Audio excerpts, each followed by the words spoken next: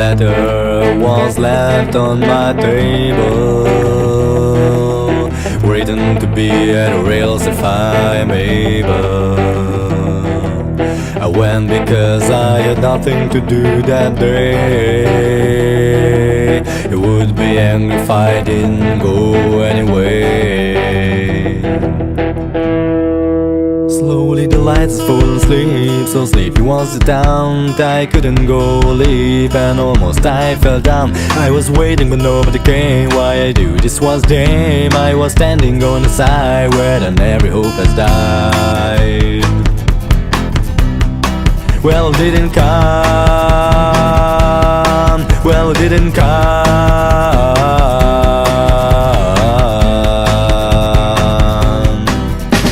I'm living in a sequel where my soul has just whirled. Anywhere I am not fine. It's not my world, it's not mine. This world doesn't belong to me. I'm just here to be. The purpose of this world is nothing to say. I lay down on the bench while I was watching the moon through range, and I realized without to say that the moon had had a bad day. So did I, so I went. I did mean with diamond. I was roaming in the street myself, somehow to treat.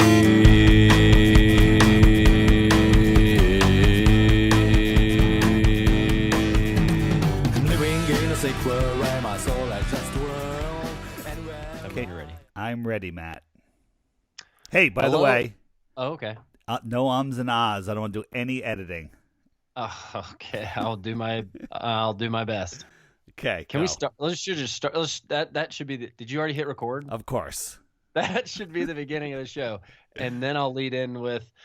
Welcome back. We are here for another episode of the You Flat don't Earth need to Podcast. plan that. You'll do that anyway. Start the Okay. show. Okay. Welcome back to another episode of the Flat Earth Podcast. I'm your co-host for now, Matt Long, and with me as always is Dave from Deep Inside the Rabbit Hole. Dave, how's it going? Doing fantastic. Summer has finally come, and I can't take the heat already. It's great though. It's so great. I mean, you guys probably dealt with a lot of snow just like we did here, huh? No. No, not at none. all. I was not in Antarctica, as you remember, as you were. That's true. I went That's true. the other way. We didn't get a whole lot of snow here, but my son is still snowboarding in a foot of powder out west. Where? While he's in Utah. And Wow. we're at a music festival this weekend. Beautiful, sunny, high 70s. And he FaceTimes me, in a foot of powder in the tops of the mountains. Wow. That's amazing. One thing we on the show, we usually get into a lot of different topics that are kind of relevant right this second to Flat Earth. But I want to establish at the beginning kind of some typical Flat Earth stuff that maybe a first-time listener or someone might have a question about. So I'm going to go through a few of these things. Are you okay with that? Yeah, bring it. Okay, great. So first thing is, well, aren't you going to fall off the edge? How come we can't fall off the edge of the Flat Earth, Dave? The simple answer to that is, how come you don't fall off the edge of a lake? You get to the edge, there's the land. That's the misconception. I don't know where it comes from, whether it's the Flat Earth Society or just, programming of the Flat Earth being ridiculous. But you can't fall off the edge of the world lake, just like you can't fall off the edge of a regular lake. It's just because bigger. of the shoreline. There's a shoreline, and a lot of that shoreline is a cliff. A lot of people call it a wall, and it goes in for miles, but we don't know how many. We don't know where it goes. Does it go on forever, or does it hit a dome? I think you and I probably are in the same camp that it probably hits some sort of enclosure, and we're not sure what's beyond that. We're domers. Yeah, domers. Nice. Well, there was a point I was going to make, and I'm trying my best not to say while I think about what point I was going to make. Oh, the fact that you and I believe we are not moving, right? We're on a motionless realm here, right, under a dome, because we're domers. Wouldn't it seem like it'd be easier to fall off a spinning ball than it would be a flat, motionless plane? Not with gravity. Oh, okay. Gotcha. Of course. Ballers will say, prove to me that the earth is stationary and flat. And you got to flip it around saying, if you know nothing, you walk outside, you observe stationary and flat. We can see too far. Everything is stationary. You're exactly right. That is the observable fact as you walk outside. Right. You're gonna have to prove to me that we're spinning. Right, and the only person that has ever proved a curvature or spinning are Bob and Jaron. But nobody else. All scientists in all time have every test has proved flat and stationary, except those two. Nice, and it was recorded. Yes, of course.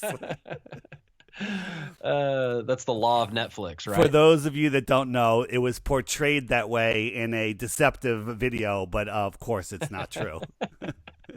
That's funny. So let's talk about sunrise and sunset. You know, people would say, "Well, we live on a ball because the sun rises and sets." Why is that not true? That is my favorite question, as you know, and it involves a whole bunch of different things. There's not one reason that the sun sets. Just like if you're looking, let's say you're looking across the street and there's a building, 5, 10 stories high, and which is the top of that building, in the distance is above the horizon, and you watch a plane fly over your head and fly beyond that building, you're going to see that plane. Imagine that plane is a ball just set behind the building, right? Correct. It's setting due to perspective. Now you move that building, farther and farther away, that angle is going to get lower and lower. We have the same thing when you're looking through tons and tons and tons of atmosphere, or miles and miles and miles of atmosphere. I call it the atmospheric obfuscation deck, or the cloud deck. But people, when you say it's just getting eclipsed behind the clouds in the distance, people say, what about on a clear day? Even on a clear day, miles and miles and miles and miles of atmosphere, of the thickest part of the atmosphere, which is the bottom 10,000 feet, let's say, becomes opaque. And even in as short as 20 miles, that 10,000 foot deck merges with the horizon. And you can see that if you have a shot over water or whatever, where there's a very flat, where you're not blocked by anything for miles and miles and miles. On a cloudy day, a spotted cloud day, you can see the clouds, and as they move into the distance, over your head, you got to strain your neck, look straight up, and 20 miles away, you're looking at them, and they literally merge with the horizon. So again, you have your celestial object, the sun, moving above those clouds just like an airplane, and as it goes beyond them, you get eclipsed by perspective. Right. And I think people would say, well, how come the sun doesn't shrink if it's moving away? Well, it's going through that thicker and thicker layer of atmosphere, correct? So there's the optics of the sky are the most complicated, but really not that complicated. There's just a lot to it.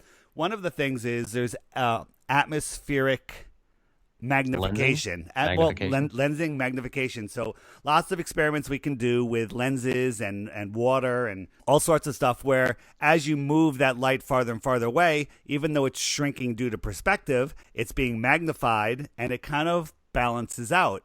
But not different conditions, different days, different situations will make it look different. The other thing is, I don't believe that we're actually seeing the sun travel that 12,000 miles from sunrise to sunset. I believe that we're seeing it in our personal atmospheric dome, or pad, if you will. I will. So you're inside of a soap bubble. You're in the center of a soap bubble, and again, it's a half bubble or a dome. I can't say half dome anymore because that's a quarter. You can't sphere. say half dome. That's a quarter. You pointed sphere, that out yes. to me, right?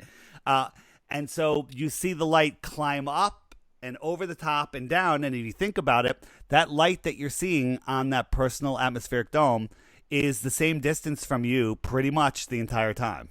I would say yes. And it's only when it reaches the bottom, where it meets the land, the terrestrial surface, that it shrinks as it moves away and fades out. Usually that atmospheric obfuscation deck or some land feature will eclipse it by then, and makes it look like it's setting below the earth.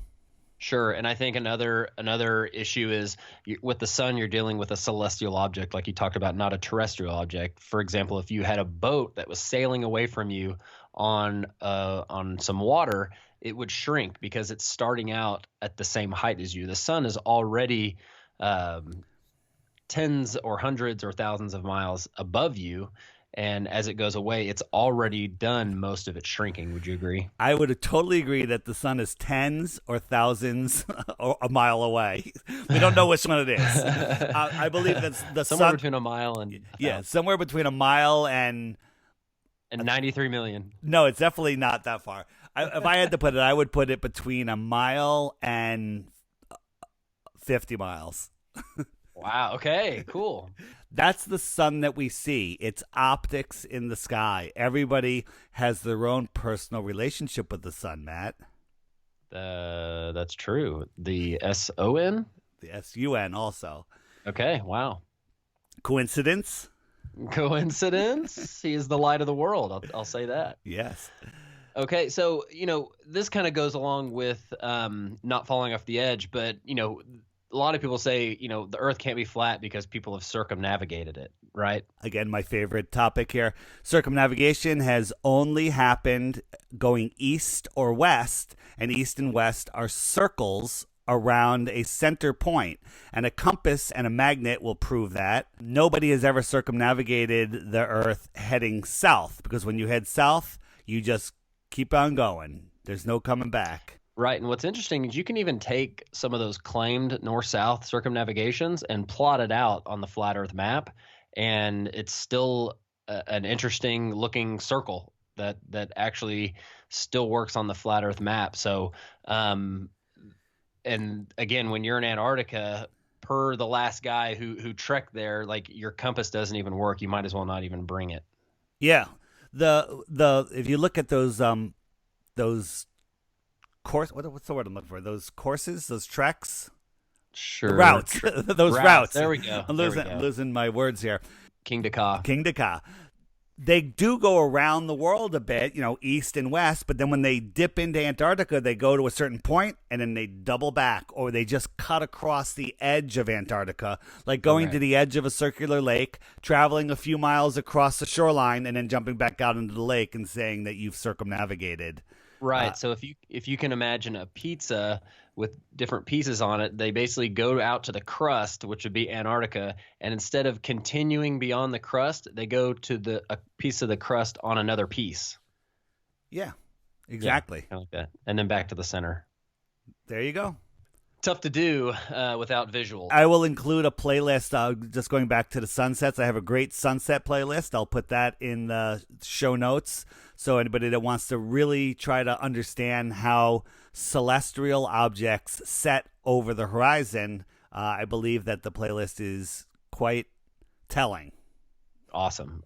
So before we get into kind of what we wanted to touch on the show, I wanted to address a rumor that Globebusters is breaking up over. Where did you hear that? I heard it right before we got on here, and I just figured we should address it. But it sounds like there was quite a feud between. It sounds like two camps, right? You got Bob Camp and Jaron Campanella. Does that work? Campanella. Very good. Yeah. We're talking about the argument of, is there a downward force? Campanella is nice. There's just not buoyant. He doesn't even like the word buoyancy. There's just relative density, and denser things go down, and down happens to be where the Earth is, and there's no force. Okay.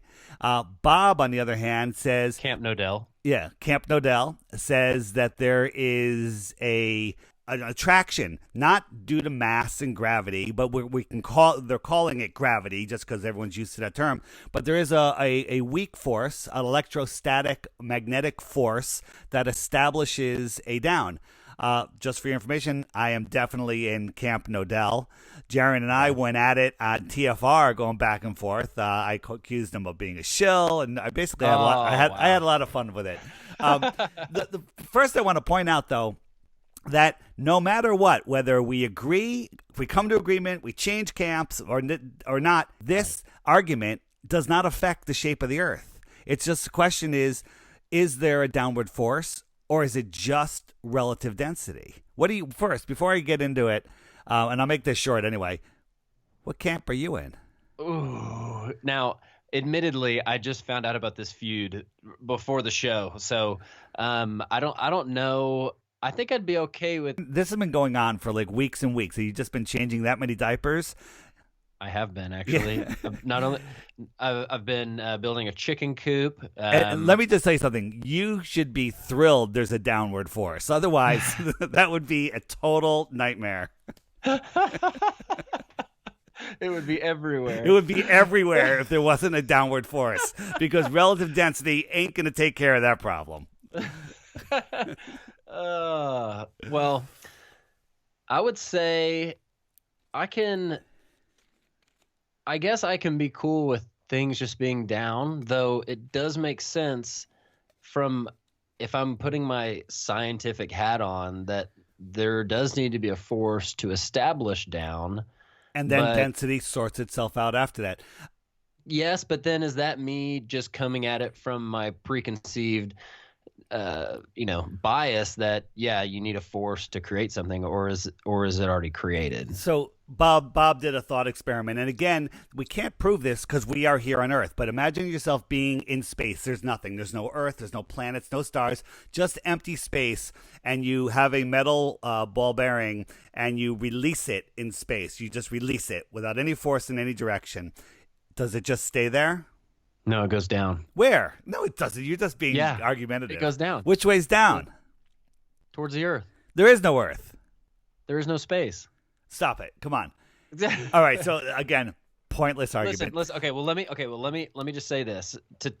What we can both agree on is that gravity doesn't exist, True. and the reason you need something like gravity is to referee a solar system and a universe and to stick things to a ball. If we believe that we're on a flat, motionless plane, we don't need gravity. In fact, gravity doesn't work because if you have a center point of mass at below the Earth, however many miles below, say, the North Pole, as you start to work your way out to the edges, gravity would actually increase for you as you walked out to the edge, and things wouldn't work the same. And so we know that gravity in its form that they tell us does not exist. So I think that flat earthers, researchers, are so upset at this whole gravity argument that anything that even resembles gravity, like a force, they have a mental block to. And I asked Jaron, I said, if you chopped off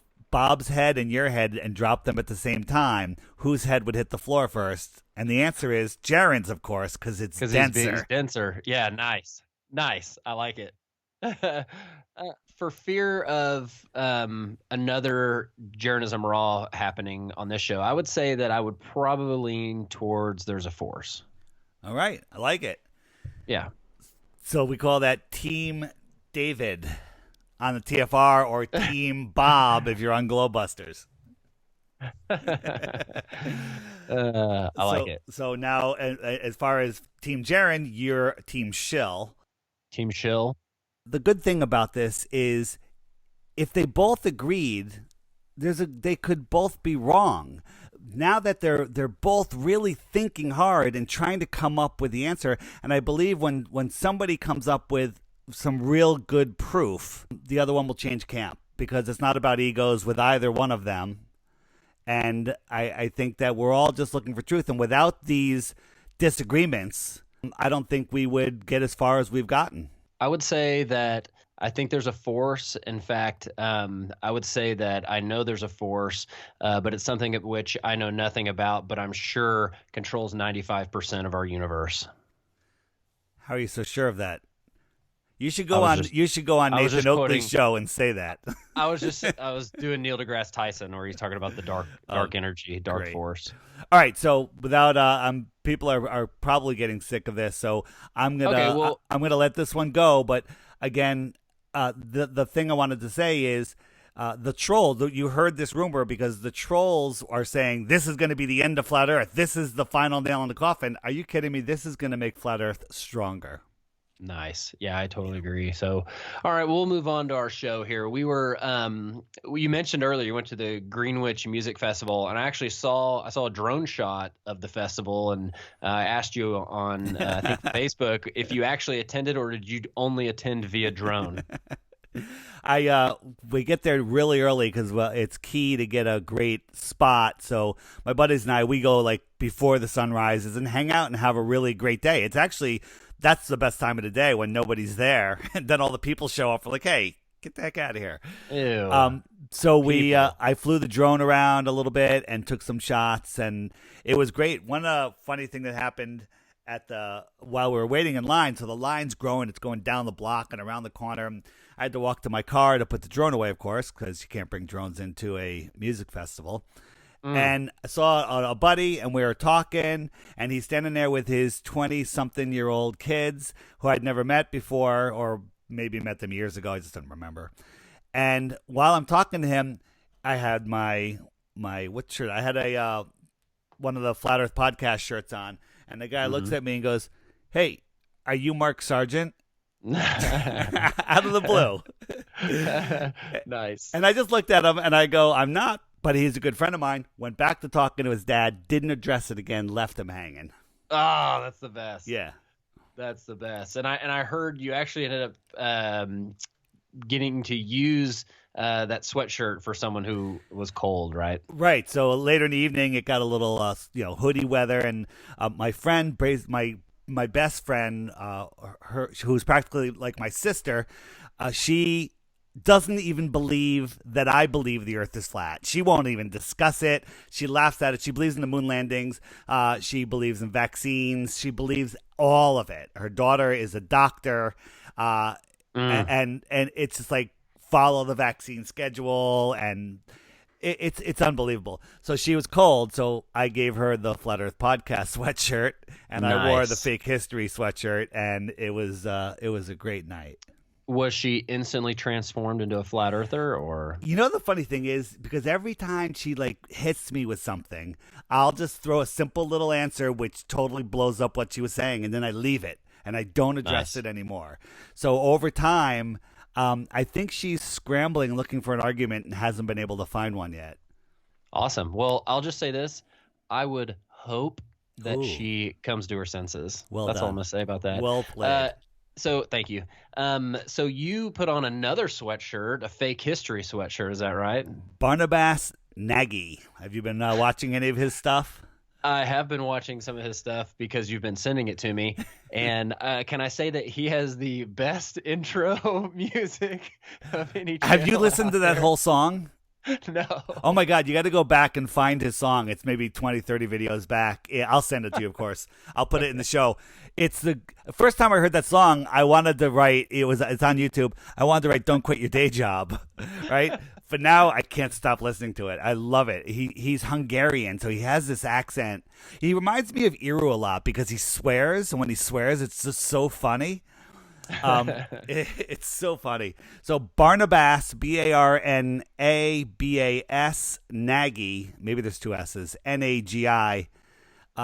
Great show, Mud Floods, Fake History.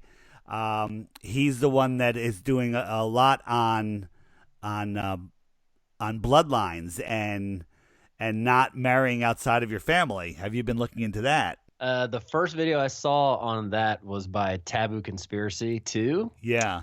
And I'll just say it's very interesting. In fact, I told Jess today we need to start designing our family crest. Nice. You need to get a couple more wives and start the thing. Start it so the children of those different wives can be arranged in a marriage and have really strong family bonds. I wonder how Paige feels about that. I don't know. I'll ask her. I'm sure she's fine with you doing it. Yeah, I'll just say because Jess was not on board. Jess is not on board? All right. No. There's I have a playlist called Bloodlines on the DITRH channel. I'll try to include it in the show notes.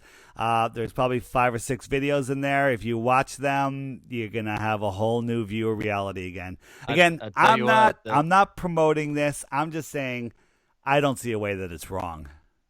Yeah, and the whole concept of kind of marrying within the family and keeping not only the name but the bloodline. Like that's what the royals do. It's again, I'm not endorsing this, just like Dave. I will say I've looked into it and it's interesting. It's the all of the elite. They all do it. All the bloodlines. Look at Game of Thrones. Anyone that watches that, all of these families, they all kept their bloodlines pure. If anyone knows blood over intent, that where blood is the most powerful substance on the world. You write your intentions down, you put a couple drops of blood on it, and then you post it publicly. It's supposed to have a lot of power in this crazy, strange, fake world we live in. And I'm not denying that that's not true. I mean, I've seen evidence where blood over intent does something. I don't even know if you're supposed to do it. Maybe it's super bad. I don't know, but I think the elite have convinced us to always dilute our bloodlines, which is very interesting. Stuff. Yeah, so check that out on the DITRH channel, Bloodlines. I am struggling on a segue from bloodlines to star time lapses, though I'm sure the two are related somehow. I'll just say we were talking about how I don't know that star trails should work on a globe because of how many different directions we're moving at the same time. Just taking that away, just taking the spinning motion. So imagine you're laying down with your head literally on the axis of rotation, exactly at the North Pole. You're looking up at Polaris, and the world is spinning around very fast, so you can actually see the star trails. Everything will be circling around Polaris from your point of view, correct? Correct. Now, if you slide yourself down halfway down to the equator, and you stand up and you're looking towards the North Pole, nothing's moving, the Earth is still, and then the Earth starts turning to the left, I think what you're going to see is all of the stars, including Polaris, move to the right, move in the opposite direction because you're moving. Mm-hmm. So they're not going to make it's not the stars above are going to go one direction and the stars below Polaris are going to go the other direction. They're all going to move relative to where you are in the same direction. Correct. Yeah. And so then on top of that, we're spiraling and spinning and orbiting, and none of that makes any sense. But just that mere spinning, the only place that you could see circular star trails is if you're exactly at the North Pole. If you're off of it, you're going to see curved lines heading in the same direction. Correct.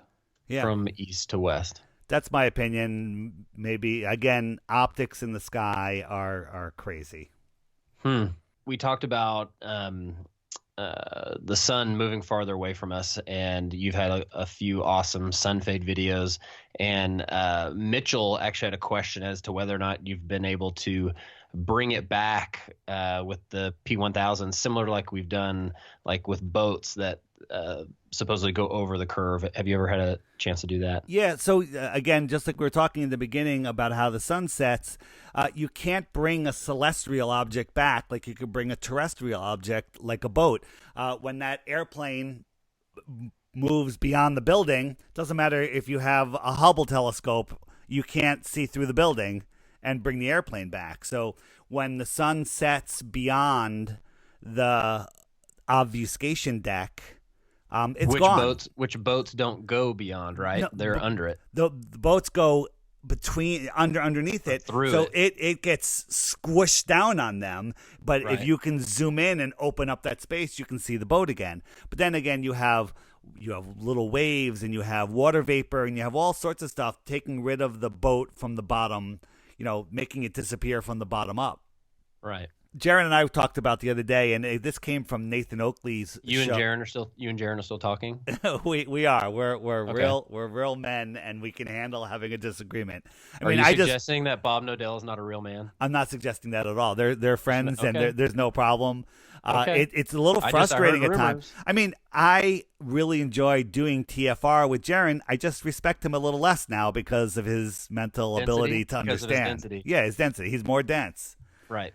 Yeah. So he definitely would hit the ground first. Okay. Some people say if you cut my head off, it would rise upwards. Okay. So let me ask you: have you heard the brick in the distance thing that Nathan Oakley had come up with? I have not. All right, so you have a perfectly flat floor, like a Home Depot brand new cement floor that goes on forever. Giant, Nice big industrial building. Got it. So you have a camera sitting on the floor, very close to the floor, and you have a brick, a regular brick, red brick, and you move it farther and farther and farther away. Will there be a point where you can no longer see that brick? I would say yes. Absolutely. It disappears due to angular resolution, correct? Yes. Okay. What if you stacked 5 bricks on top of that? Would you now be able to see those, those additional 4 or bricks?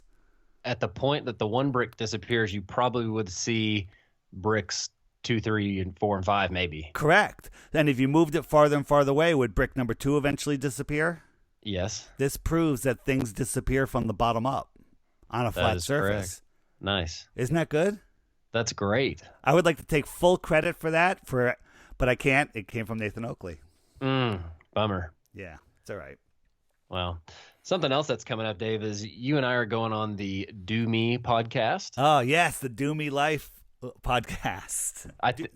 Do Me No Space Life podcast, because they don't believe in space. Right. We're doing that tomorrow. Let's come up with now, and the host of the Do Me podcast is Paul on the plane. No, the co-host. Sorry. Oh, Mitchell from Australia. Mitchell, who is Creepy Mitchell from our show, who left us all those voicemails. That's right, Creepy Mitchell. Creepy Mitchell. I'm gonna put his voicemails in the upcoming break. Great, and just put his cell phone number too. I will. Nice. So I was figuring we could play a game without telling them, where we can just bust their stones. We'll come up with some stuff. Yeah, I think it's great. So first of all, their podcast is Dome Life, right? But we call it Do Me Life. Yeah, it's Dome Life without the space.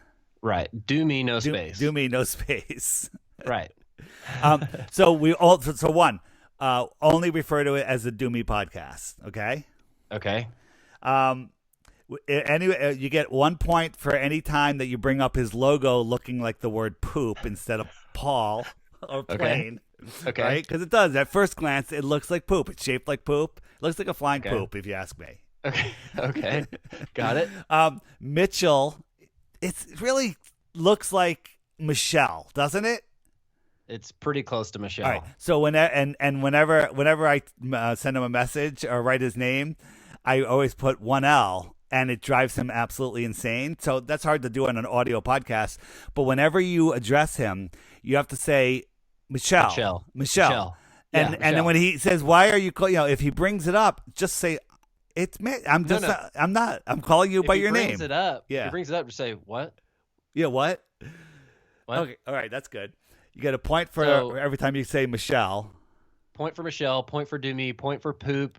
Poop on the plane logo. Okay. I got another one. How about anytime either one of us praises Mark Sargent overly praises Mark Sargent for anything, that's 5 points. Okay. Okay. I love it.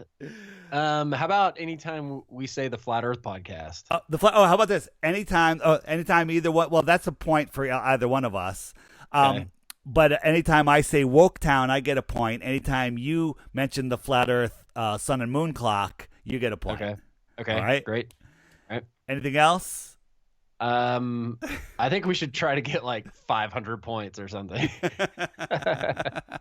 I think we should wait to release this. Oh no! This is coming out after his. After Okay. his is recorded, this will come out.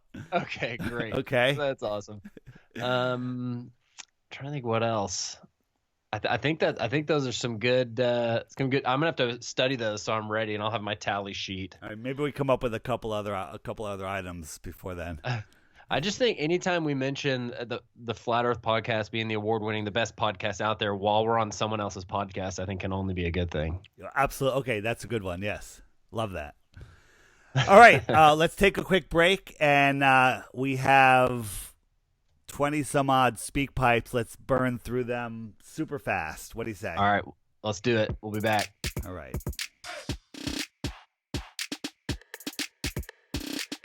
Following announcement has been paid for by The Flat Earth Podcast. You want to leave a digital voicemail for us? Head over to theflatearthpodcast.com and click on the blue link that reads, "Got a question? Send us a message."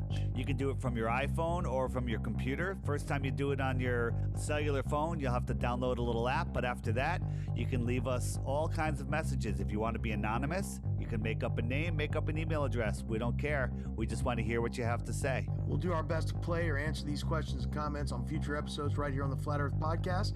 Download the SpeakPipe app and check us out at theflatearthpodcast.com. The Flat Earth Podcast. If you're watching this audio on YouTube right now and you're not familiar with the world of podcasting, there's a far better way to listen to the Flat Earth Podcast each and every week. Think of it like your TiVo or your DVR is to your television. You subscribe to whatever show that you like. Whenever a new episode comes out, it records it, downloads it, and notifies you that there's a new episode for easy listening anywhere. Another great feature on most podcast players is you could speed up if you want to hear stuff even faster, or more importantly, it has a jump back and jump forward 30 seconds so you could skip annoying announcements like this. We're on iTunes, Stitcher, SoundCloud, and so many more. If we're not on your favorite podcast app, send us a message and let us know to make sure we will be. The Flat Earth Podcast.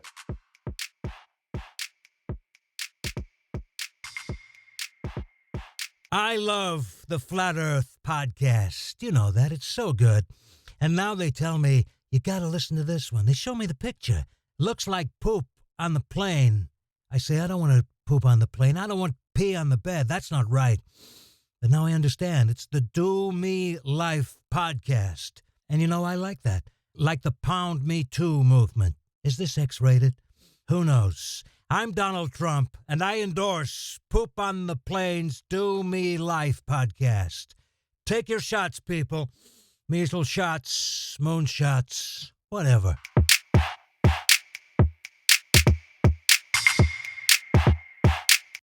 The Flat Earth Man album is out right now. Oh, that's just faking everything that you have ever seen. Do you still believe we went to the moon? Do you still believe what they're telling you? All y'all watching is a puppet show. Yeah, the whole world's a stage. Don't believe in gravity. Ain't no photographs of us. Somebody tell me why. Welcome to the satellite folks. Just another one of them NASA jokes. Don't let them take your mind. Don't let them take your mind, man. There's no such thing as outer space. We made it all up. Yeah, space is fake. Oh, I don't want to talk about NASA ever again. The Flat Earth Man album is out now. I always wanted to be an astronaut. I'll be in space. At least that's what I thought.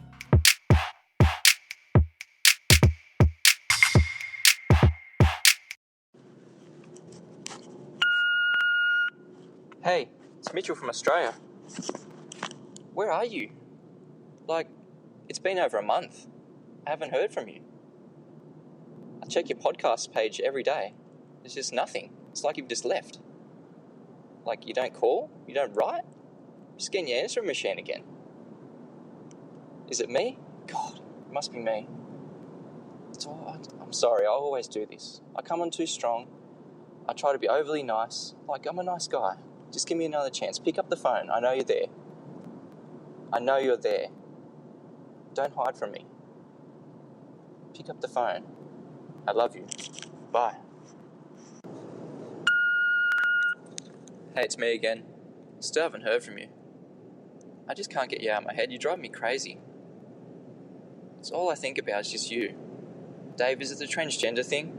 Because I don't care, man. If you got an innie or an outie, I still love you the same. I just need to hear that voice. Please come back to me.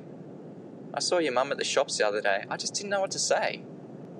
Just give me an answer. Do you love me or not? Bye. Pick up the phone!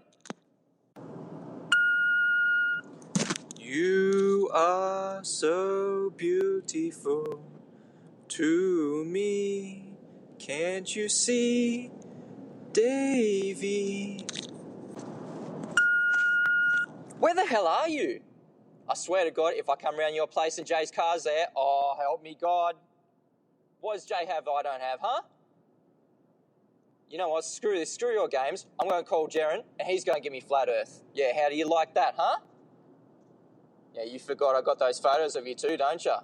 Yeah, oh, you want to play games? You pick up this phone. I know you're listening. You're nothing, you hear me? Never been anything. Before we even met, I picked you up, put you on the flat earth pedestal, and now what do you repay me with, huh? Silence, nothing. I'm sorry, baby. I didn't mean it. Nobody does flat earth like you. Jaren, he doesn't mean anything. I mean, I like his videos, but that's it. That's as far as it goes. He could stick a whole box of tissues up his nose and he still wouldn't have a beautiful nasally voice like you do. I just need you. Come back to me. I love you. Bye. Davey, do you love me? Are you riding? Say you never ever leave from beside me. Because I want you and I need you. And I'm down for you always, CJ. Do you love me? Are you riding? Say you never ever leave from beside me. Because I want you and I need you. And I'm down for you always. Boys, this is what happens when you don't do a podcast for a month. Don't let it happen again.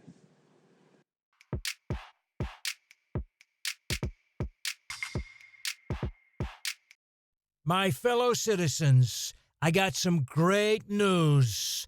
Not fake news. This is great news. It gives me great pleasure to introduce and endorse from the Flat Earth Podcast. I love these guys.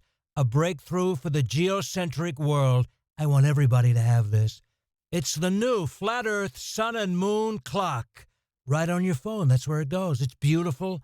I got it. Melania loves it. Ivanka, too, are crazy about it. You know, all that money was spent on NASA, and they couldn't come up with this. It shows me right where I am. I know where the moon is. The season's got everything. It's got the wall, not that wall, the ice wall. You gotta get this. The Flat Earth Sun and Moon Clock. I'm Donald Trump, and I approve of this app. Tremendous technology, so simple. Baron, make it work for me, will you? This kid's so clever. Kids are clever, but CNN's so stupid.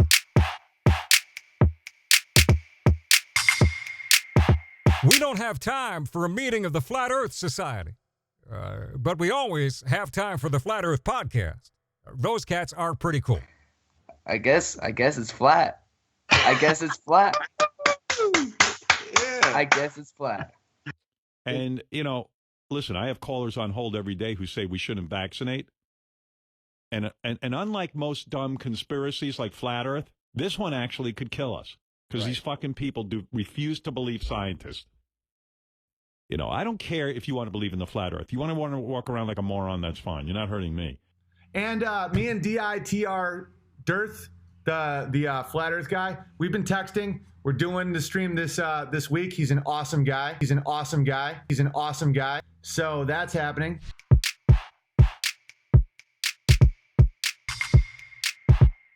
And we're back to take some speak pipes. I want to mention one thing while we were on break. Dave and I talked about how while we're on the Do Me podcast, that if either of us laugh, the other person gets a point for that. Very good. Okay, that's it. I was just trying to finalize the rules there. Okay, I'm sure we're going to come up with more. I'm going to wake up in the middle of the night laughing with a great one, I'm sure. Nice. Okay, the first one is from Nicodemus.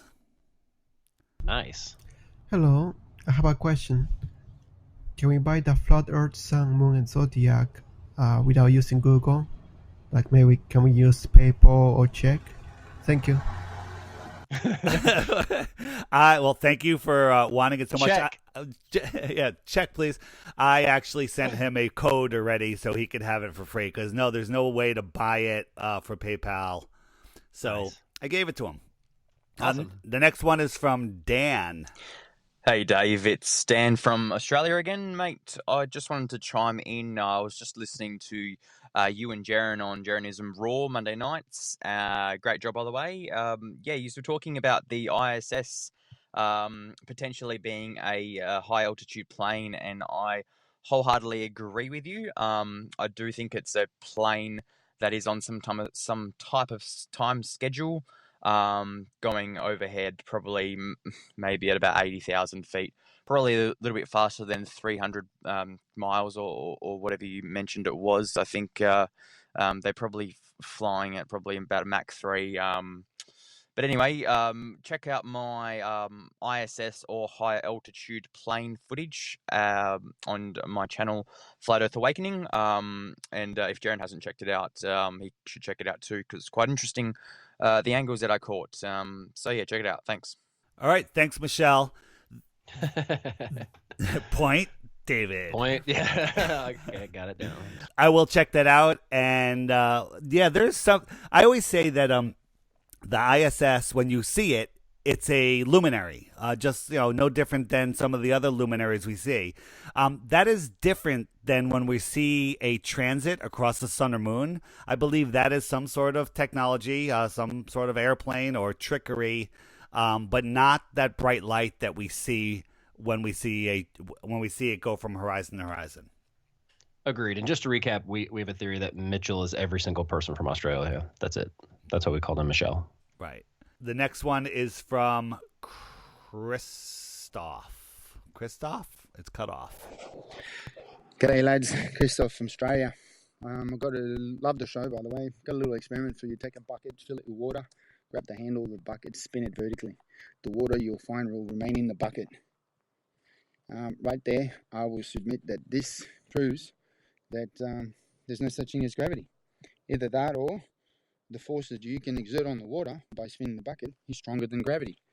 Bearing in mind, this is the same gravity that is keeping water of the ocean tied to the Earth whilst the Earth is spinning through space at 1,000 miles an hour.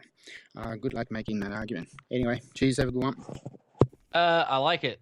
I think that the ballers will have their arguments, but yeah. They'll just say that the centrifugal force is stronger than the gravitational force in that circumstance. Again, I don't know what that proves other than it's all ridiculous. Next one. Thanks, Michelle. Thanks, Michelle, for thanks, that one. Michelle. Next one is from Mike Rod. Hey, guys. So I'm sure I speak for most of us, most of the podcast listeners here, when I say that we want the podcast a little bit more regularly. Maybe not once a week, but at least once a month, maybe even, twice a month, once every 3 weeks, doesn't matter. Anyway, I think that the way to do this is if you guys start a Patreon, and I'm not sure if anyone's brought this to your attention or not, but Patreon is a form of crowdfunding, and it works by having tiers. So for instance, if, you guys have the $1 tier, people who give $1 a month will get the podcast a few days earlier before it goes public. And if you guys have a $5 a month tier, maybe those people are allowed 2 SpeakPipe questions an episode, or maybe like a twice as long SpeakPipe. And then a $10 tier, they have all those perks, plus they get a discount to the Flat Earth Sun and Moon Clocker. I'm not sure. I'll leave the incentives up to you guys, but I think that'd be something good to consider, and maybe get the podcast to come out a little bit more regularly, which will of course help spread the word. And I know it's easier said than done. You guys are probably busy doing other things and living your lives, but just wanted to float that idea out there for you guys. Thanks. So Dave, you and I are kind of the types where there's other people that are really kind of getting close to being able to do this full time. You and I have other stuff, and we kind of do this as a love, right? But we did come up with an idea, based on this, kind of crowdfunding scenario. Why don't you elaborate a little bit on that? Yeah, we're going to do it. We're going to actually do it. I think it's a great idea, but the levels that he was talking about, I don't think those quite work for us. We're going to have, I was thinking 2 or 3 tiers. Tier 1 is $250,000 a month. For that, you get a 60-second Skype call with both of us. Is that what we agreed on? Yep, that's what we agreed on. And then for $500,000 a month, we're going to up that to 3 minutes. That's 3 times as much, right? It is 3 times as much. And you're not paying you're only paying twice as much, but you get 3 times as much airtime. Right. And then on top of that, if you maintain that membership for 6 months, 6 months, we're going to add an extra minute to that. So it's 4 Awesome. times tier 1. I Awesome. think that should do it. I think that's great. And didn't we decide that, any one of these tiers, they were going to be notified that the podcast was out maybe 30 to 45 seconds before we actually turned it public? Tier 1 is 30 to 45 seconds. Tier 2 is going to be 90 seconds to 2 minutes. Wow. Right? Before it goes Pretty public. exceptional. Yeah. So they can leave they can beat Ace McLeod to the first comment. That's right. They Yeah. can. All right. Very Thanks. nice. Great idea. I'll have Great a idea. link in the description. Next one is from Glynis. Hello, my name's Glynis. I was just listening to one of your podcasts, the first one I've ever listened to, talking about the moon and the fallacy of it, and the sun and the eclipse. And I was sitting with my grandchildren the other day, and they were watching Oggy and the Cockroaches, episode 13, about the Incas, and it was all about hiding the sun with an apparent eclipse. Very interesting. I thought you might like to watch Oggy and the Cockroaches, and there might be something on some of the other things as well, the other episodes. And I also watched a little film with them called The Lyrics. Very enlightening, very. Just passing on what I saw, you might find them helpful. That seems to be a little giveaway and a little sharing that most children won't pick up. Good night. God bless. Bye-bye. So awesome. I tell you what, when I write a children's book, I'm going to have Glynis narrate it for me. I love Glynis. Her voice, her horrible microphone. I just love the whole package. A lot of gain on that mic. Yeah. Not to that we have the best. We're working on our audio issues every day. We'll check those things out. Thanks for the call, Glynis. Yeah, call back. She's awesome. Yeah. Next one is from Frederick. Hi, so I've come across this Flat Earth app, and I sent a text message, but because you have this option, I'm curious to see how this works too. So yes, I'm curious to know that if I look at either your app or a spherical one, that if I'm looking at the sun and or the moon at whatever time that they're visible for me to look at, and irrespective of how you measure to get there, it's going to be in the position that you say. And where do you get your data to know where the sun and moon are on a flat Earth? How do you do that? Thanks. My number, if it's worth it, is 0403. I'm going to let you take this, Dave. I know you probably don't know as much as our sponsors know, who actually developed the app, but you could probably give a little bit of direction on this. It's actually very simple. The sun is slapped on the hour hand of a 24-hour clock, and it goes around the AE map that we use, and wherever the sun is on the DAVE map. The DAVE map, sure. Wherever the sun is, it is noon in that place, and you can check this. When it's over Sydney, call up PK. Hey, Sit, what time is it? It's noon. When it's over, where are you? You're nowhere. I'm in Alberta, Canada. Yeah, so wherever it is, it's noon at that time. I also used, the globe is just a backwards engineering of the flat Earth sky clock. That's correct. So, the app is which means the app had to be developed long ago. The app was developed in 1850s, to be exact. Nice. Just before the last mud flood.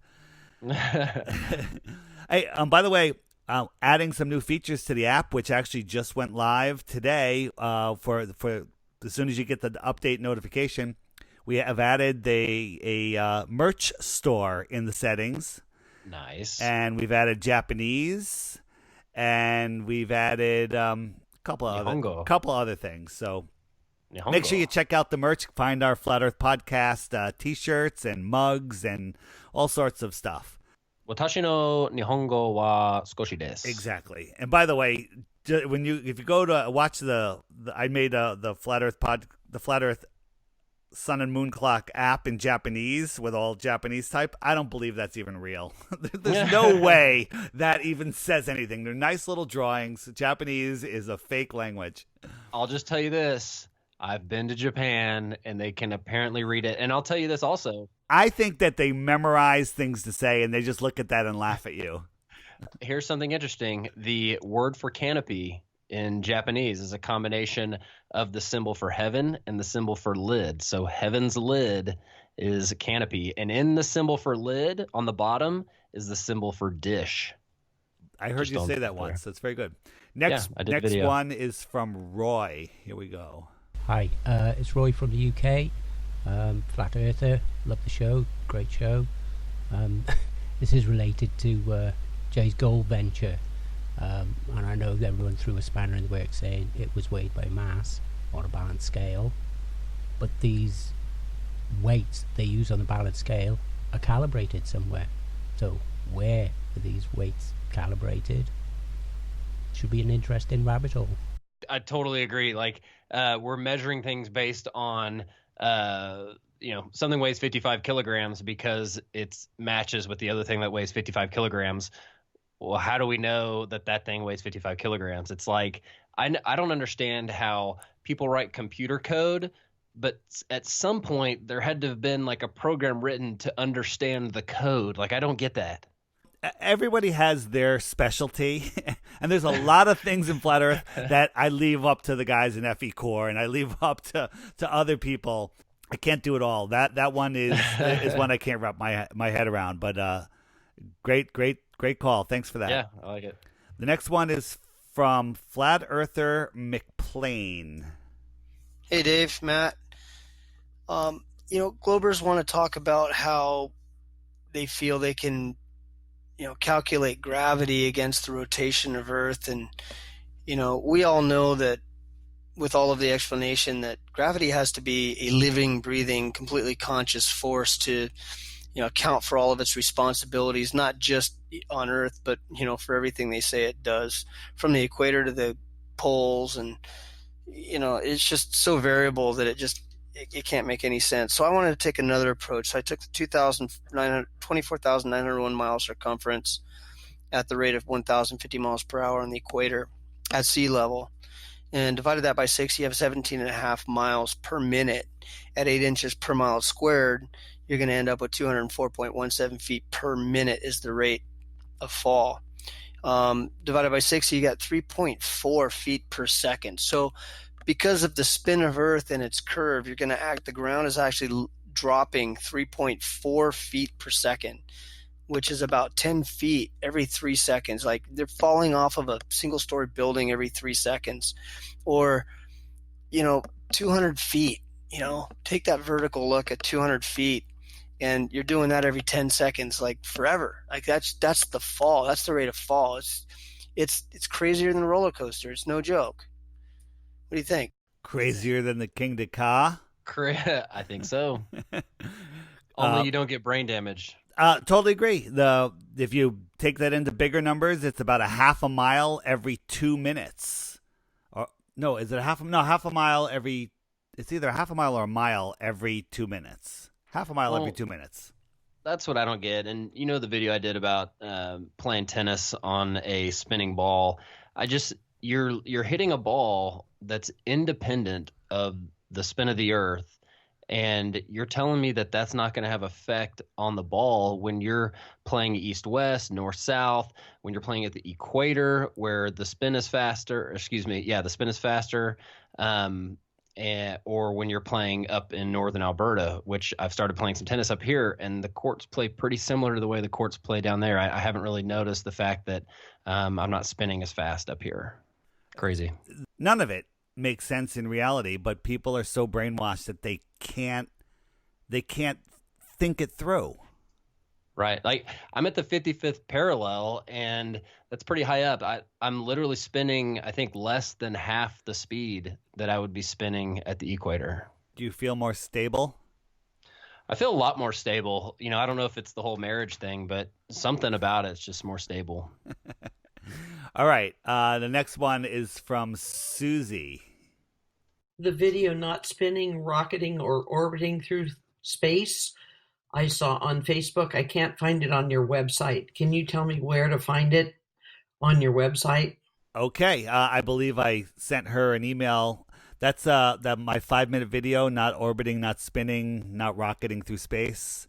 Is that the one that went nuts on Facebook? Yeah, we got a couple million views on it. I will link it in the show description. It's a great one. It was actually featured on the app not too long ago under a different name. Actually, the reason she couldn't find it is because YouTube blocked it.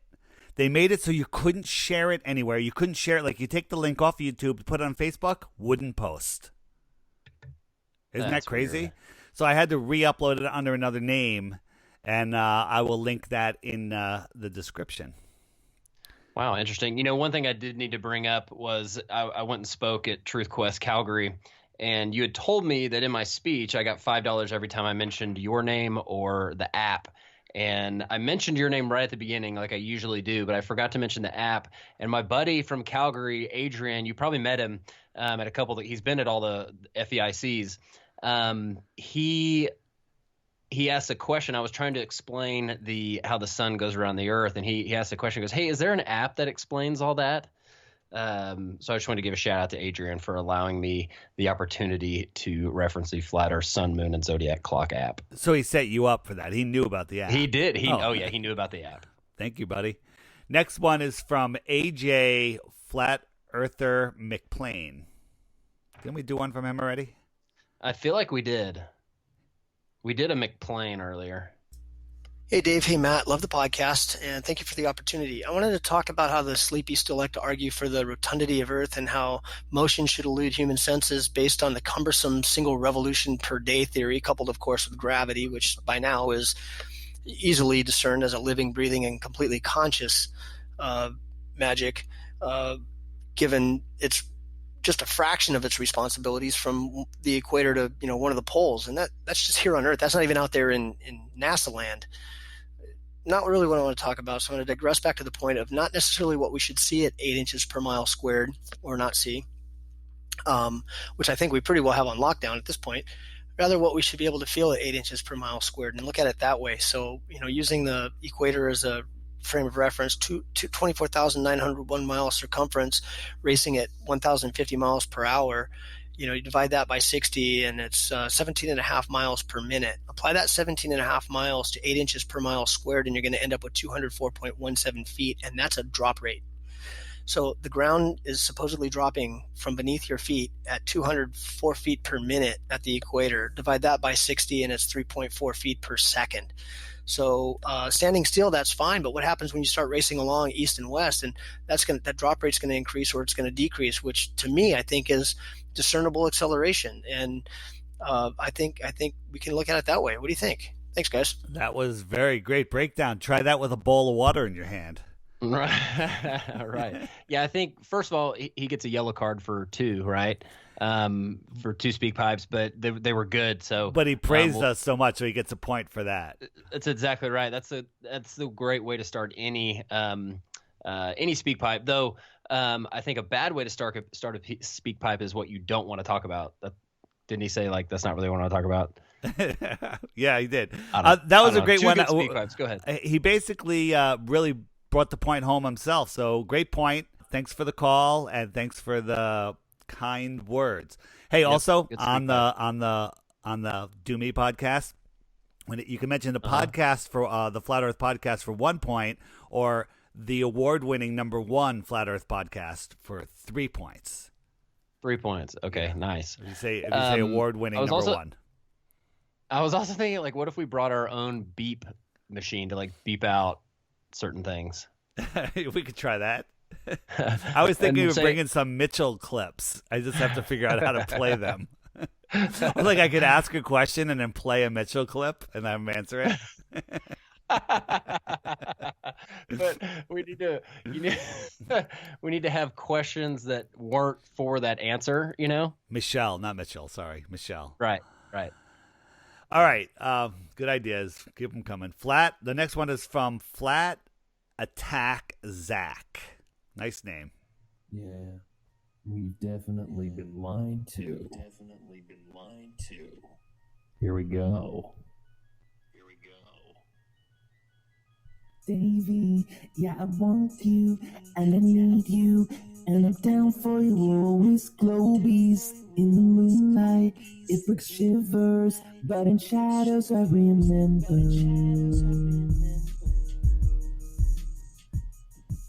Yeah.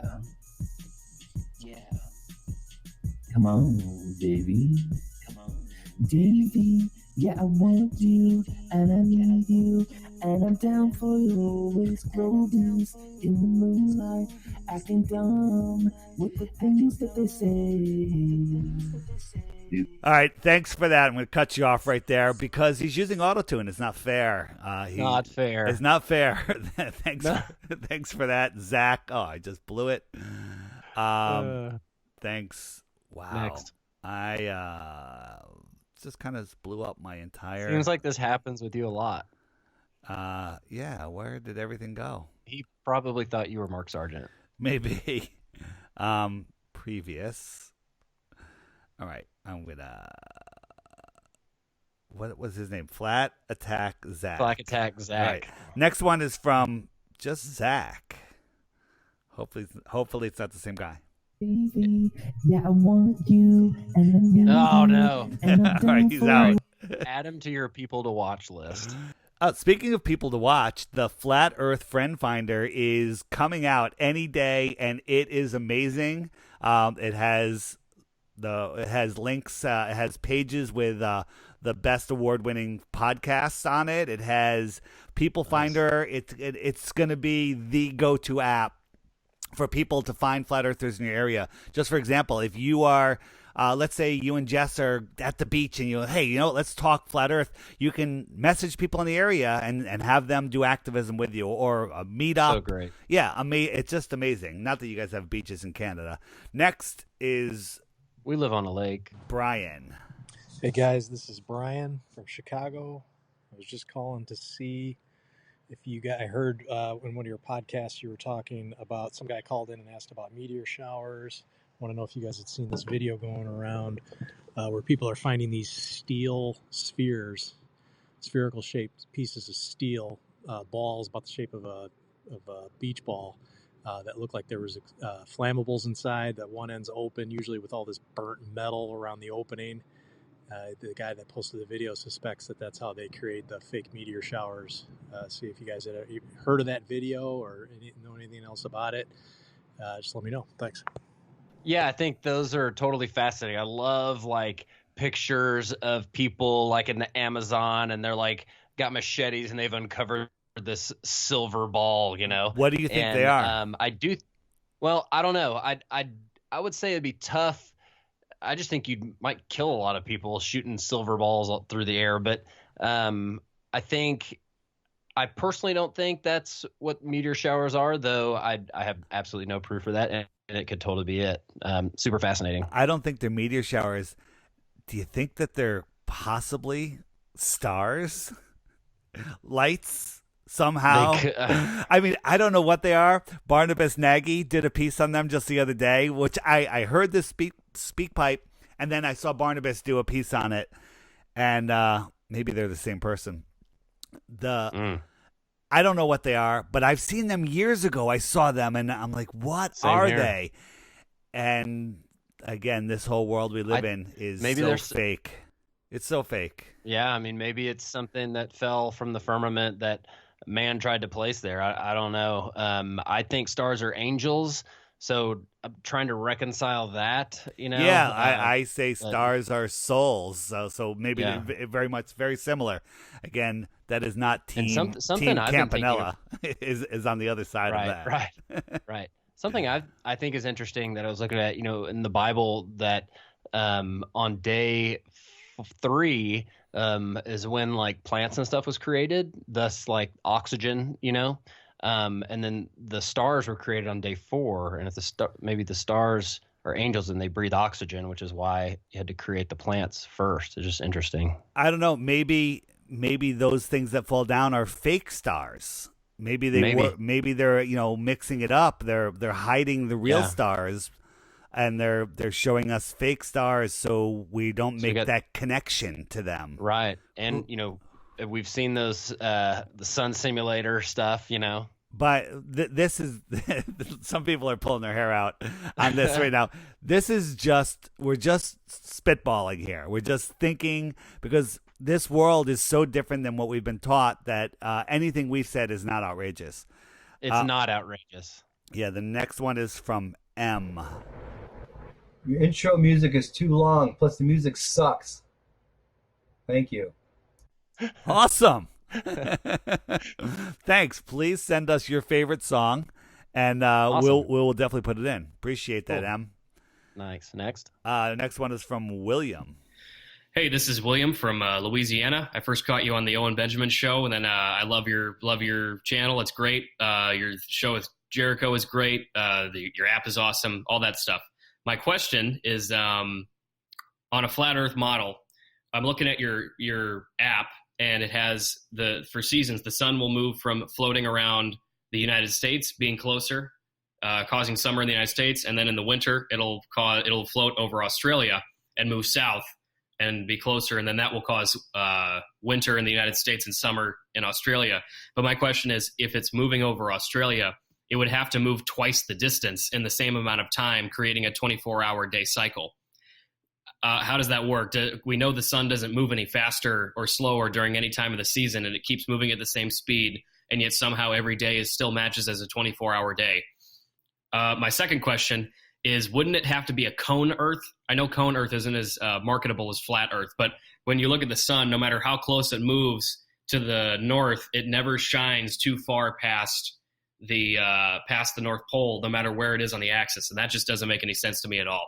Anyway, that's my only question. Thanks you guys a lot. I love your show. So my question is, how do people know that the sun doesn't move faster? Right. Like, what is that preconceived notion? Does that come from, like, the heliocentric mindset? It's from the heliocentric mindset. When you have something that massive, how do you change its speed? I just look at it as the personal atmospheric dome, and you can do this. Take a light and aim it closer towards the middle as you're making your circles with the light, and then just tilt it a little bit and make your same speed circle, and that light on the dome is going a bigger distance with the same amount of movement of that light. Totally agree. And I can't remember if it's terra firma or zetetic astronomy that talks about the length of sunsets are longer in the northern hemisphere than they are in the southern hemisphere. Right. In the southern hemisphere, so when the sun sets, it's dark in like 2 minutes. Right. Up here near the North Pole where I am, the sunsets take forever. And some of them don't even happen the farther you are. On June 21st, you see the sun circle all the way around, so that light does go past the North Pole. So that's right. Just say no to cone Earth. And then just say no to the... Yeah, I think he's got some preconceived notions that are that he's trying to fight through, and I think you got to start all the way at zero, and don't assume that certain things. Get one of those glass half spheres, yes, domes, or just a bubble of some sort, and a light, and turn off the lights in the room and move the light around and just change the angle of your light, and you can watch it change speeds when the light itself is not changing speed. Next one is from Russ. Hey guys, it's Russ from the UK. Love the show, love the podcast, always listen. Fantastic, keep up the good work, guys. David, it's come obviously to everyone's attention that it's the 50-year fake moon landing anniversary, and with that, as in the last 6 months, we've seen so much. Even in the UK, we're seeing so much BS coming out of NASA, and everybody else, we're going to go back, and idiot Pence has said, you're 2024, all this crap. I wonder what the excuse will be in 2024 when it hasn't happened again. I was looking around and I saw actually Clinton, Bush Senior, Obama, all these ex-presidents, they've all said the same thing. We're going back. Bush said, I think, they'll be on Mars by 1997. David, I was wondering if you could make a video which puts all these ex-presidents saying this BS, put it all together in a real succinct video, which I can just ram down people's throats. Basically, here in the UK, we have a lot more problem with people believing this kind of nonsense. So I'm trying to wake people up over here, but I could really do with a good, strong video on this massive, massive deception that is the moon landing and going back, which we all know will never happen. And I wonder what the excuse will be in 2024. I don't know, but I'm sure they'll come up with something. Look, I'd be, a little video. I'd be happy to pay you for your time. Please put something together. Get the word out, buddy. Russ, thanks for the call. Great idea. Join. Yeah, I think join that sounds our like a DITRH video. Yeah, no problem. Join our Patreon level 2, and Level I 2. will see if I can work that into my schedule. I appreciate it. I have seen a video like that. I can't remember who did it, where somebody was showing all the presidents. Maybe even Jaron did. I don't know. I saw it. I think it already exists, but there will be some excuse. Somebody pointed out that it's just, after Trump's second term, there'll be a new administration coming in and they'll change the objective again. Perfect. Yeah. So the next one is from, thanks for the call. The next one's from Eric. My name is Eric. I'm calling from Montana, and I have 2 proofs that the sun is perhaps inside of our personal atmospheric dome, if you will. One proof is the sun is traveling at a certain rate of speed, like let's just call it 200 miles an hour. So if it were moving through the clouds, we've seen pictures of it in the clouds, it would disfigure those clouds just based upon the clouds are moving at 100 miles an hour, the sun's moving at 200. You'd see a change within those clouds. 2 is that the sun is supposedly extremely hot. Well, it would. Again, we've seen pictures of the sun within clouds. The sun is so hot, it would turn those clouds to steam. It would burn them up. I think there would be some physical disformation of those clouds. First of all, I think that's the first call we've ever gotten from a well, like in the bottom of a water well. It was in Said, and he can only see the light at one moment during the day of the year. And every time when that day comes on, he looks up and guess who's there? Aristophanes. I think it was the guy from inside the ship on Waterworld who's like checking the gas level. I think that's who that was. Go ahead. You first. Go ahead. All right. No, I'm having a tough time remembering right now. His speeds were a little off and everything, and I understand what he's saying. I don't believe that the sun is actually in the clouds if you're in the clouds. From the Earth, we all see the sun, the apparent sun, in a position relative to our own position. But let's say we see the sun in the clouds off in the distance, and then you instantly transported yourself to that spot in the clouds. Well, the sun is now going to be that much farther away from you above the clouds. So yeah, I would agree with that. Yeah, so it's not really in the clouds there. You just are seeing it there. Again, this is all non-physical, astronomical stuff that is beyond celestial, not astronomical. Let me ask you this: do you still subscribe to the BAL model? And we don't have to talk about who that is. We don't have to send people there. But do you still subscribe to that model? Subscribe to like his prediction of what's happening to the world, just or the fact that the sun is a focal point, because I still do. I do, for sure. That's exactly what I'm talking about. It is a focal point that we view in our own unique positions. Yeah, and let me give you a little bit of Bible on that, because on day 1, light was created, right? Okay. The sun wasn't created until day 4. So day 1, you have light. Day 2, you have the firmament, which creates this lens, right? Day 3, you have oxygen, which creates the atmosphere, which creates magnification. Then the sun is created. So just an interesting working model, kind of viewing it as light coming in from outside the lens and then focusing it into a single point, which is our sun. And again, like Dave is saying, it depends where you are, where you're viewing from, to see where the sun is. It was a very good question. Again, we can't get there, but just understanding that it's not really there. It's like a rainbow. Yeah, kind of. All right, next one is from a work of total fiction. Hi guys, I have 3 things to talk about, and I'll try to get through them quickly. The first is your sweatshirt, the HOAX hoax one. I bought it and it's great. I love it. I'm glad I bought the one that was a little bit bigger because I think it runs a little tight, and I think everybody should buy it. It's great because I feel like people who don't know what I'm talking about just don't even notice it, or they think it's a space shirt, and then people who do, we're going to have a great conversation. So I really like that. The second thing I have to say is, I guess, a request that you start your episodes from now on with a 5-minute factually based, no swearing allowed sort of information segment. That'd be really nice, especially for me because I drive kids to school, and I'm trying to open their eyes to, I guess, questioning things and being critical thinkers. And it'd be really cool if you had something that was just completely based on that. I don't even care if you're doing like, this coast to that coast, there's no curvature sort of thing every time, but start with that. Start with it. Don't start with the billboard stuff or anything else. Start with that. That's my suggestion, at least.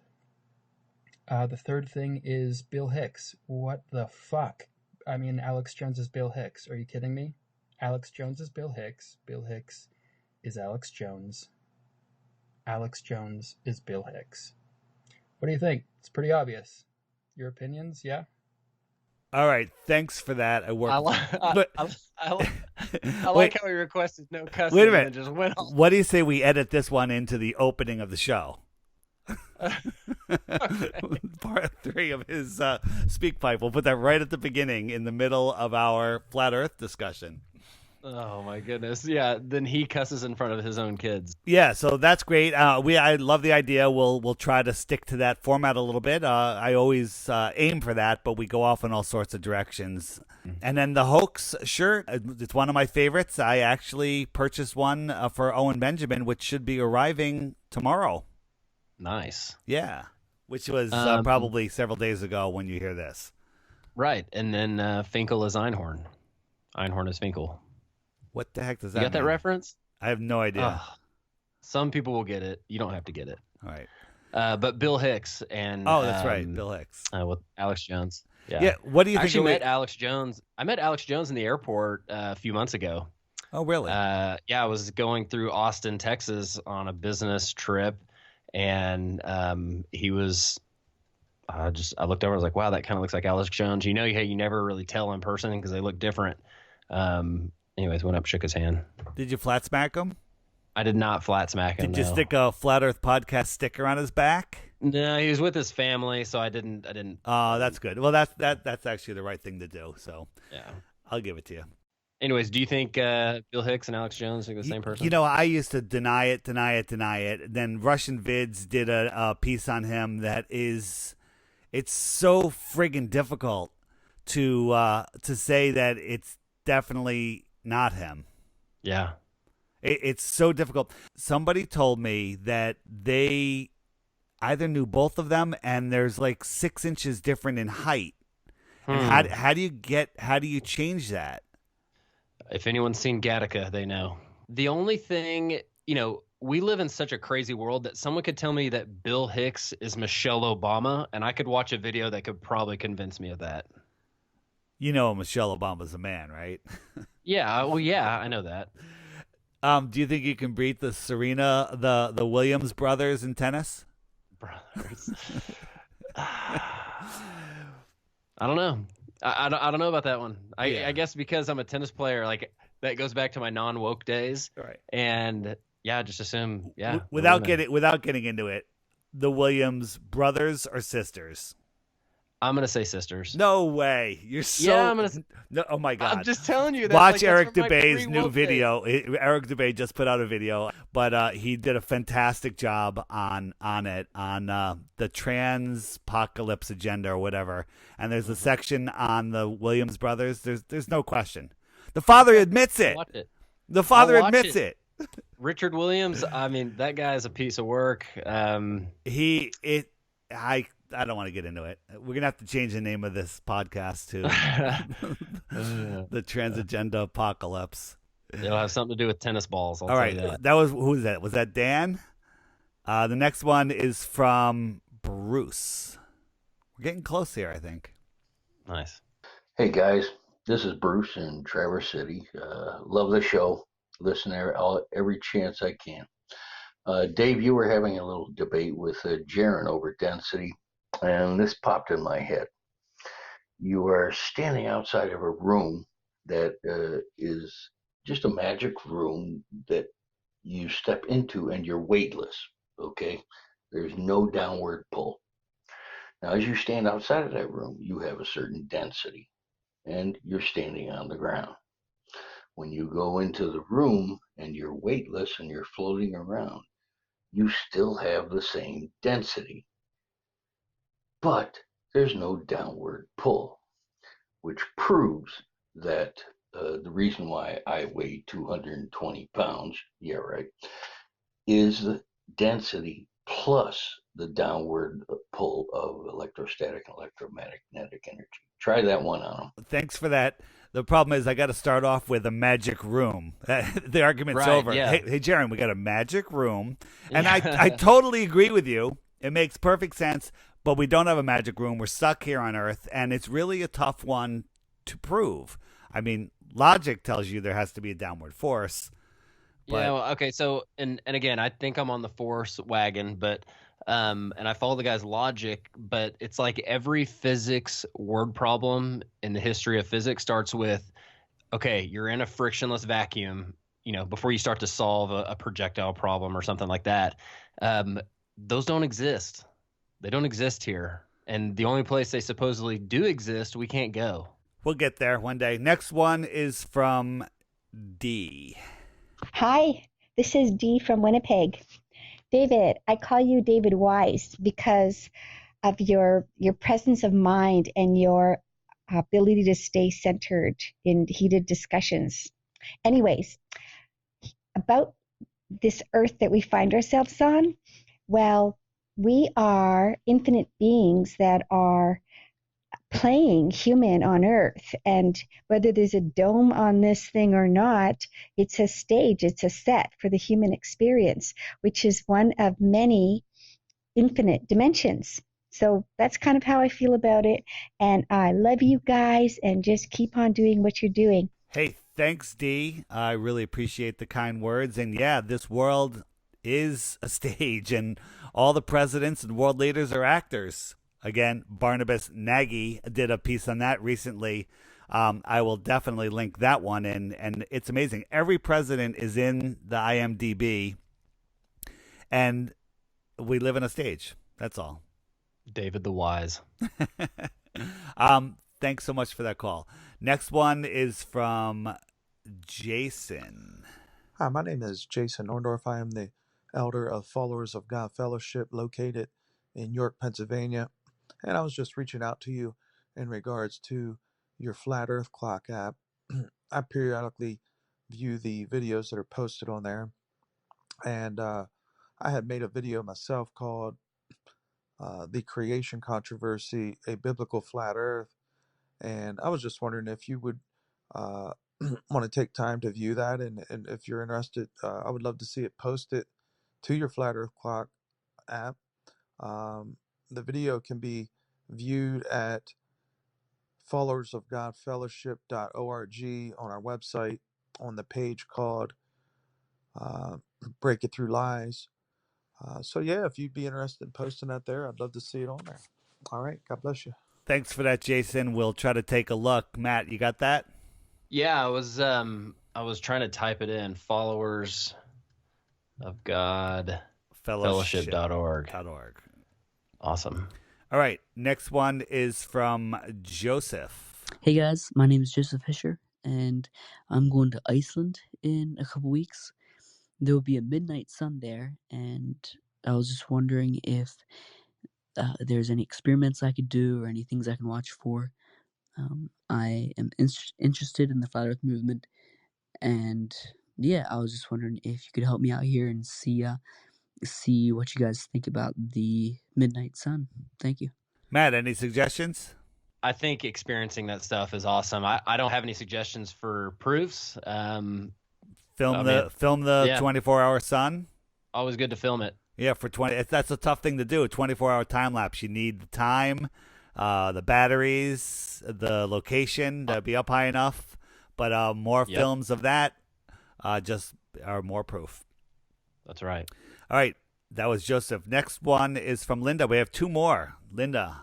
Hi, David. My name is Linda. I'm from South Africa. I've been listening to your podcast for quite a long time, and I also follow you and Jaren on TFR.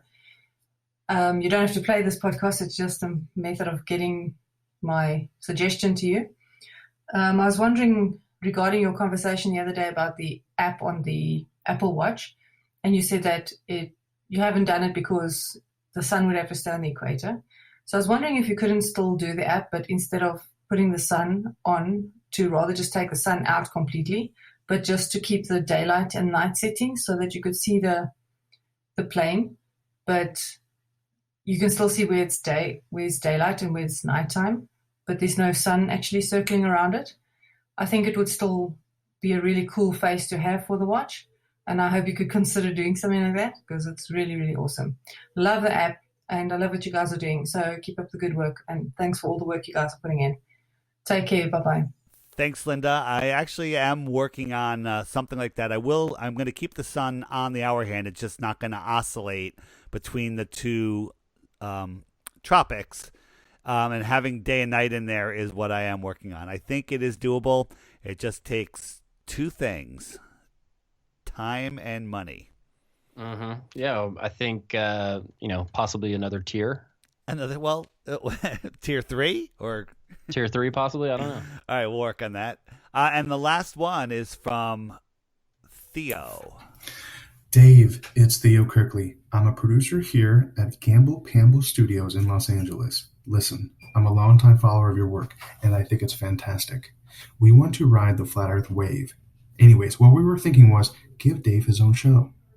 It'll be on Sunday nights on Cartoon Network. Matt Long can be your hilarious sidekick. We'll give him a bunch of money in a bowl cut to knock the Christian out of him, maybe drive a wedge into his marriage. Just kidding you, Dave. What kind of guests will we have? Picture this. Neil deGrasse Tyson, Bill the Science Liar, that's right, and more. All in a controlled environment, but who will get the last laugh? You will. Dave, we're going to stick it to him. Listen, Dave, buddy, muchacho. Can I call you muchacho? Dave, listen to me. We might have big government dollars for this one. We just have to pitch it right. Okay? Anywho, Davey boy, what do you think? We'll call it the Dave Weiss Show. This could be big. Don't think about it too hard, buddy. Sleep on it. Think about the money. Okay, get back to me soon. Well, thanks for that, Theo.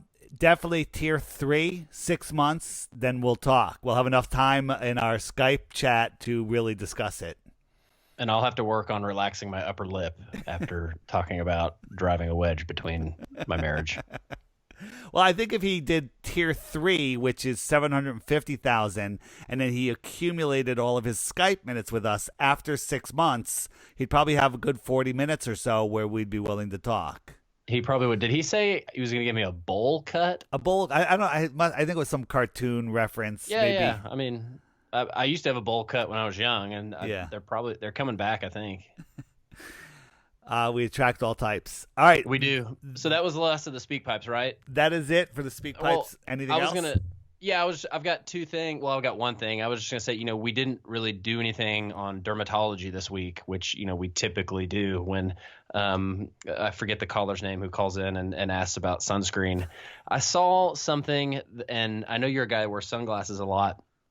I saw something that if you wear sunglasses while you're out in the sun, it actually tricks your body into not thinking that it's as bright, and you get more sunburn. Whereas if you take them off, your eyes can help your body adjust to how much sun it's actually intaking, and will actually will actually keep you from getting sunburned. I just, you know what? I almost made it through today without having oh my God, my head's going to explode. Why would you wear sunglasses? I actually don't wear them as much. Like, I'll be driving into the sun. I'm like, why don't I have my sunglasses on?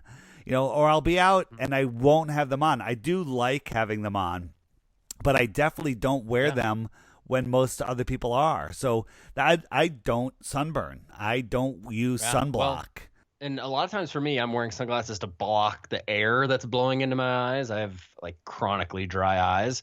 So I've started, like, when I've been working out in the yard, I've just been wearing clear lenses and trying to see if that helps me not burn. Interesting. That's a really good point. Yeah. Hey, So, one thing go ahead. you left off in the notes, we'll just end with this, is the Flat Earth Awakening film about the speed of light. I have not seen that. Did you not see that in the notes? No.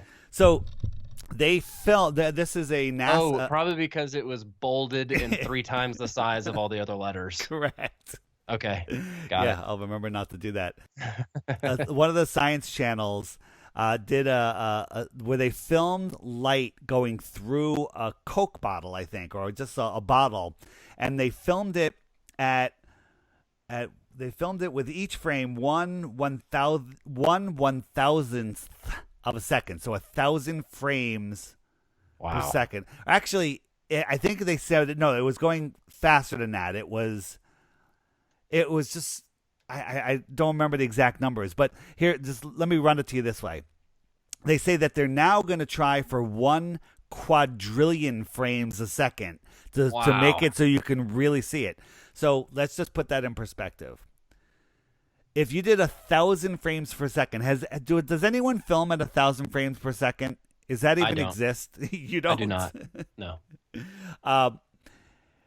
So if you filmed at 1,000 frames per second, it would take 31,000 years to do 1 quadrillion frames. Mm-hmm. Wow. Science is such garbage, and people just are like, wow, that's so cool. 31,000 years for 1 quadrillion frames. That's at 1,000 frames a second. Okay? If you did it at 31,000 frames a second, it would take 1,000 years. And when these numbers are ridiculous. When they showed us a picture of it, would it look like the cover of Black Hole Sun? Yeah, something like that. It would just literally be the Soundgarden album. Give me, nothing. Give me 20 minutes and I'll show you what it looks like. I'll make an animation of it. Nice. It'll probably look better. It'll look like the Snake game, remember? In DOS? Yeah. Too basic. Exactly what it looks like, but it'll just go a little slower. Nice. It'll be awesome if the light actually has like a little smiley face on the end. All right. On that note, thanks for listening, everybody. This was way longer than I expected. Mm-hmm. Any final words, Matt? Where can they find you and your awesome short videos? You can find me and my awesome short videos at Woketown Point. Woketown Point. Yes, nice. Nice. At Woketown, Facebook, Instagram, or YouTube. Dave, where can we find awesome DITRH and Flat Earth podcast stuff? Point. DITRH is my YouTube, stands for Deep Inside the Rabbit Hole, for those of you that don't know. And the Flat Earth, Sun, Moon, and Zodiac Clock app. I highly recommend people use that to when you're talking Flat Earth with somebody, you break that out and it gives them that aha moment. And the daily video with notifications is a big hit these days. So check that out. That's where you find me. Yeah, check it out. That was David the Wise. I'm Matt the Long, and we will see you next time. Alrighty.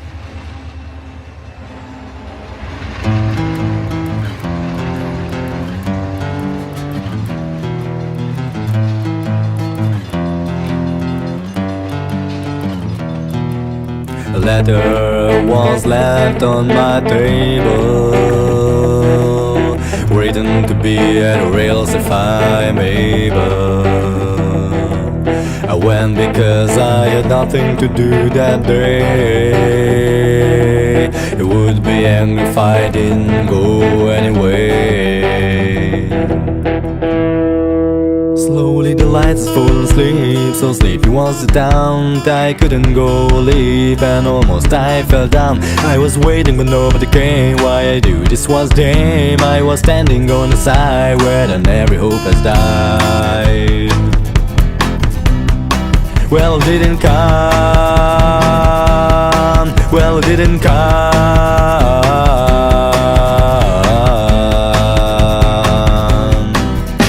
I'm living in a sequel where my soul adjusts world. Anywhere I am not fine. It's not my world, it's not mine. This world doesn't belong to me. I'm just here to be. The purpose of this world is nothing to say. I lay down on the bench while I was watching the moon through range, and I realized without to say that the moon had a bad day. So did I, so I went. I did me with diamond. I was roaming in the street myself, somehow to treat.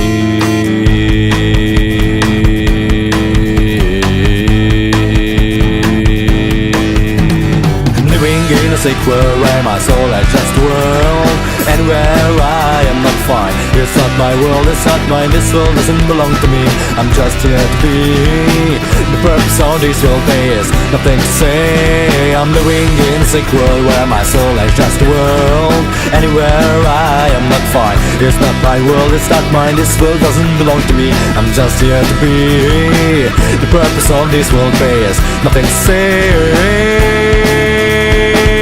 Well, it didn't come. Well, it didn't come. Well, it didn't come. This is not my world. This is not my world. This is not my world. This is not my world. This is not my world.